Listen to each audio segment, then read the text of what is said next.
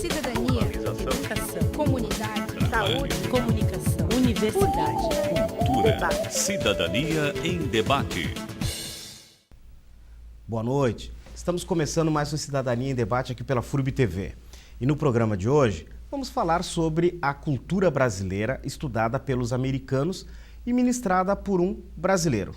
E neste caso, o brasileiro é o professor de Literatura Hispânica e Cultura Brasileira, Rodrigo Lopes de Barros Oliveira, da Universidade de Boston. Antes de mais nada, é importante lembrar que a cultura brasileira causa um certo fascínio em muitos europeus e americanos. E muita coisa que interessa para os estrangeiros não interessa assim exatamente para quem é do Brasil. Um exemplo disso são os elementos da cultura negra e indígena trabalhados em sala de aula sob uma perspectiva pedagógica muitas vezes europeia.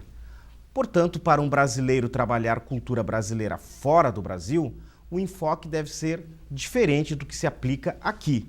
Ou talvez não. Mas quem vai responder essas questões é o professor Rodrigo Lopes. Então, para começo de conversa, né? Como é falar de temas culturais nossos para americanos? Boa noite, Rodrigo, e obrigado por estar aqui no Cidadania em Debate. Como é trabalhar questões lá?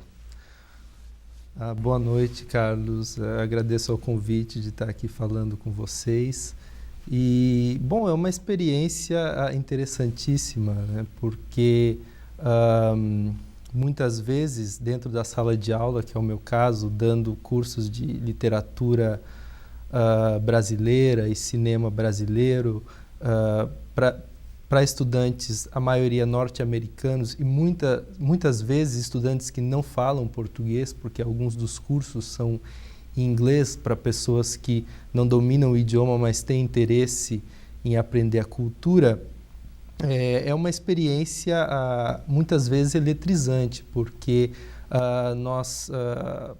eu particularmente tenho certos conhecimentos que são do sentido comum para as pessoas que vivem aqui no Brasil, mas para as pessoas dos Estados Unidos são totalmente desconhecidas. Então, na verdade, é um trabalho muito de colocar e tirar, não exagerar muito no que se está fazendo, mas, ao mesmo tempo, tentar que eles conheçam o máximo possível. Né? E há um interesse por parte dos alunos em saber a respeito da cultura brasileira, ou eles ficam esperando que você apresente algo?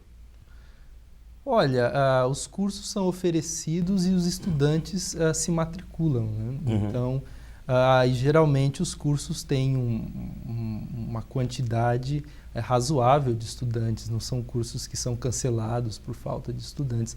Existe toda uma curiosidade por parte desse público em aprender mais sobre a cultura brasileira, que, por bem ou por mal, possui elementos muito potentes que chamam a atenção, elementos muito únicos, né? E como você mesmo estava relembrando agora, né? Esse grande encontro na América de vários mundos, que aqui no Brasil foi estrondoso, né? de africanos, populações indígenas, europeus, asiáticos, né? O Brasil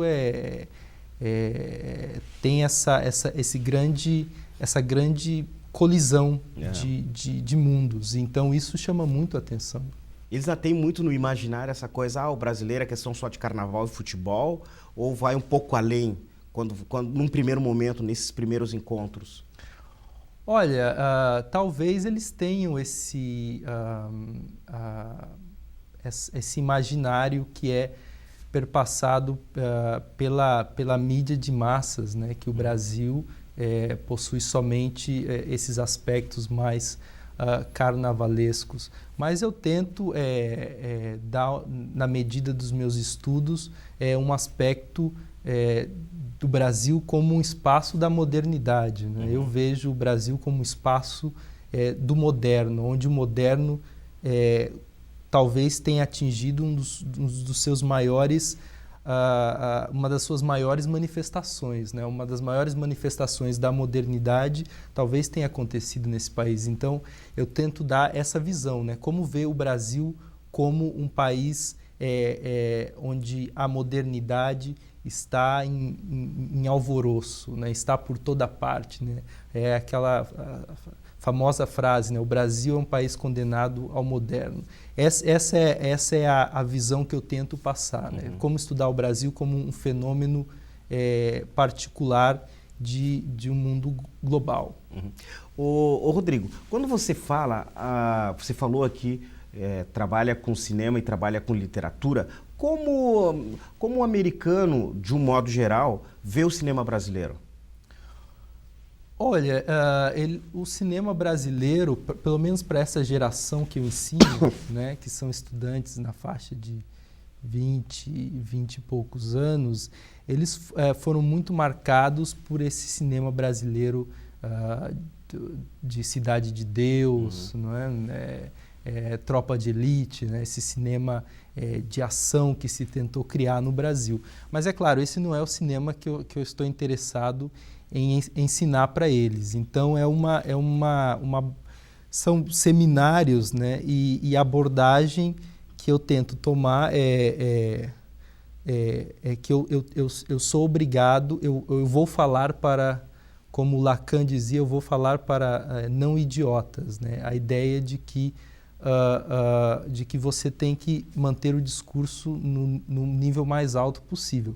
Então, por exemplo, o último curso que eu ensinei era um curso chamado Transe da Cultura, Revolução e Marginalidade no Cinema Brasileiro, que era um curso onde a gente começava com Glauber Rocha, com Barra Vento, de Glauber Rocha, e terminávamos, passávamos pelo cinema novo, pelo cinema marginal, e terminávamos em coisas mais contemporâneas, como Sérgio Bianchi, os filmes dele. Ou seja, é um cinema de vanguarda, ou um cinema que justamente estava questionando o próprio papel do cinema num país de terceiro mundo, né? Como ter uma linguagem própria que não necessariamente é uma tentativa de copiar Hollywood, mas como criar um cinema a partir da periferia. Essas são as ideias que eu trabalho com os estudantes, né? Rodrigo, quando você seleciona os filmes para apresentar para os alunos, que elementos você leva em consideração para fazer essa seleção de filmes? Os elementos que eu levo em consideração são basicamente os temas relacionados à minha pesquisa, porque as aulas são um reflexo desse trabalho de investigação, de pensamento. As aulas estão sempre associadas a essa minha busca por certas respostas nesse contexto de ver o Brasil como um ente importante da modernidade. E dentro disso eu tenho eleito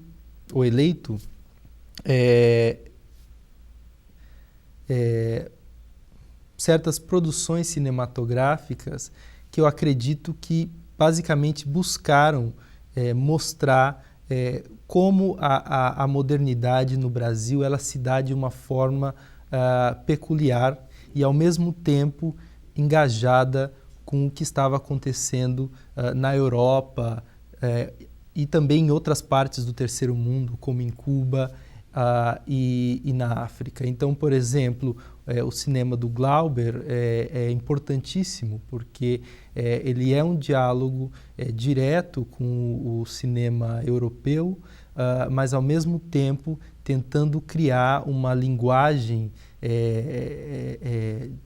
cinematográfica que expressasse a violência de se habitar esse lugar que é o Brasil.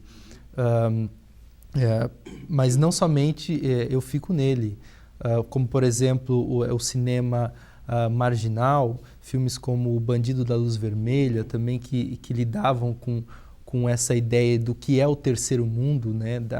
da violência está preso ao terceiro mundo, essa violência também tem que ser mostrada de certa forma e merece uma linguagem cinematográfica própria. E aí fala também da questão da identidade do brasileiro, né?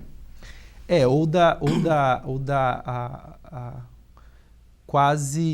de uma quase impossibilidade de se ter uma identidade, né?